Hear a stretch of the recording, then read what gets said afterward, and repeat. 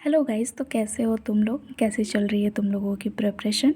मेरी तो बढ़िया चल रही है। बस मेरे पीठ और कमर का ना एकदम बुरा हाल है, मतलब पूछो मत। बट काश यूपीएससी को इससे कोई फ़र्क पड़ता, बट ऐसा कुछ है नहीं। ठीक है, तो चलो मैं सीधे पॉइंट पे आती हूँ कि आज मेरा टॉपिक है कॉन्स्टिट्यूशन। तो constitution for UPSC like life and death, ये इतना इम्पोर्टेंट है हमारे लिए, है कि नहीं? या पॉलिटी से लेके हर हर सेक्शन वाइज ये बहुत ही इम्पोर्टेंट टॉपिक है। ठीक है, और ऐसे भी कॉमन पीपल के लिए भी ये जानना कि ये होता क्या है, ये काफ़ी इम्पोर्टेंट होता है। ठीक है, तो ये ना ज़्यादा फ्लेक्सिबल ना ज़्यादा रिजिड, ये कॉन्स्टिट्यूशन बना कैसे, मैं इसके बारे में भी बात करूँगी। बट फर्स्ट ऑफ ऑल ये जान लेते हैं कि ये इतना ख़ास क्यों है हमारे लिए, हमारे कंट्री के लिए इतना स्पेशल है क्यों। तो आज प्रियदर्शनी तुम लोगों को बताएगी एकदम मस्त सिंपल वे में कि आखिर ये कॉन्स्टिट्यूशन होता क्या है, और कभी नहीं भूलोगे तुम। ठीक है, तो चलिए शुरू करते हैं।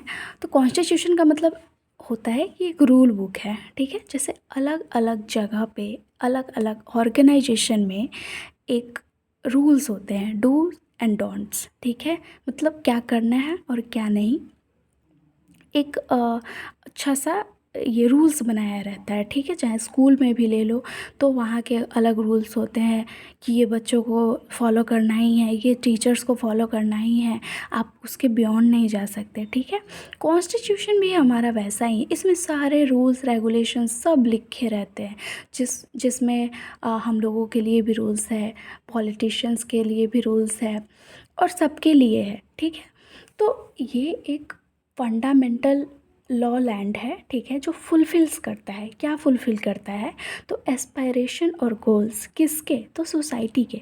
समाज में जितने भी लोग रहते हैं हम लोग सब सोसाइटी का ही हिस्सा तो है। ठीक है, तो ये जिसके जैसा मैंने बताया कि बाय विच स्टेट कॉन्स्टिट्यूट और गवर्न, स्टेट को क्या करना है क्या नहीं करना है ये सब बताता है। मतलब एक ये फ्रेमवर्क है जो इंडिविजुअल हो, उसके एस्पायरेशंस को, गोल्स को, फ्रीडम्स को, ये सबको आइडेंटिफाई और डिफाइन करता है। ठीक है, जैसे कि गोल्स हो गए तो स्टेट स्टेट के लिए अलग गोल्स होता है ना, कि DPSP, directive principle of state policies, जो होते हैं कि हाँ आप कैसे सोसाइटी में सबको डेवलपमेंट की ओर ले जा सकते हैं। तो स्टेट को अलग गोल्स दिए जाते हैं। फ्रीडम्स की बात हो गई तो हमारे लिए फंडामेंटल राइट्स है कि नहीं, ये कितना इम्पोर्टेंट है। वैसे ही ये डिफाइंस करता है, तो किस चीज़ को डिफाइंस करता है, तो फंडामेंटल वैल्यूज़। ठीक है, जिसको हम लोग ट्रेसपास नहीं कर सकते हैं। ओके, इसको हम लोग ऐसे इसकी इतनी वैल्यू है कि अगर तुम ना मानो तो फिर तुम्हें फांसी की सज़ा हो सकती है। मतलब फांसी की सज़ा उस चीज़ के लिए, जैसे कि इसमें लॉ बनाया गया है अगर रेप रेप कर रहे हैं। वैसे इंडिया में तो ये काफ़ी ज़्यादा वो है, केस चलते रहता है। 11 साल बाद 12 साल बाद ऐसे रेपिस्ट को सज़ा मिलती है, तो वो तो फिर अलग बात है।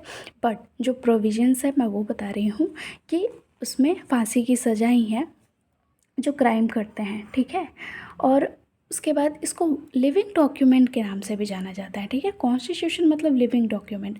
तो लिविंग डॉक्यूमेंट क्यों बोलते हैं इसको, क्योंकि ये सिचुएशन के हिसाब से, नीड के हिसाब से ग्रो करती है, इवॉल्व होती है। जैसे कि बहुत पहले से कुछ दूसरा रूल बना हुआ है। ठीक है, बट अब वो सिचुएशन के हिसाब से बदल रहा है। ओके, तो फिर वो अमेंडमेंट के थ्रू हो, जुडिशियल इंटरप्रिटेशन के थ्रू हो, जजमेंट्स के थ्रू हो, ठीक है, उसमें सुधार किए जाते हैं। सबको सब कुछ नहीं पता होता है ना पहले से कि हाँ ये केस भी हो सकता है, वो केस भी हो सकता है।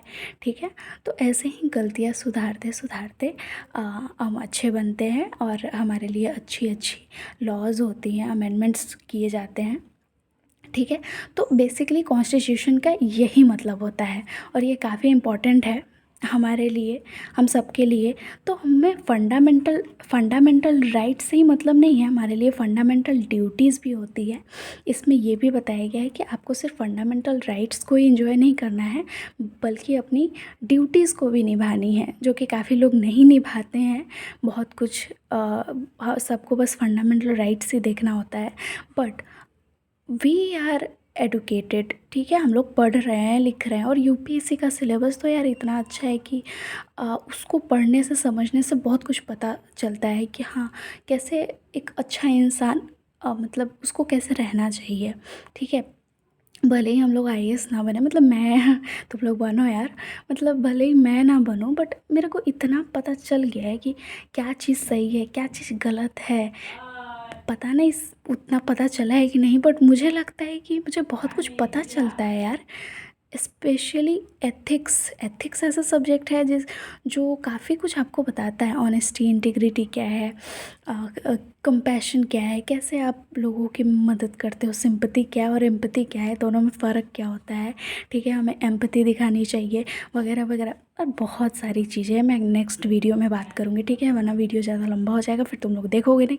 और सब्सक्राइब प्लीज़ यार, प्लीज़ प्लीज़ प्लीज़ सब्सक्राइब कर दो यार, मेरे को मोटिवेशन नहीं आ रहा है अगली वीडियो बनाने के लिए प्लीज़। तो बाय, मिलते हैं अगली वीडियो में, ठीक है।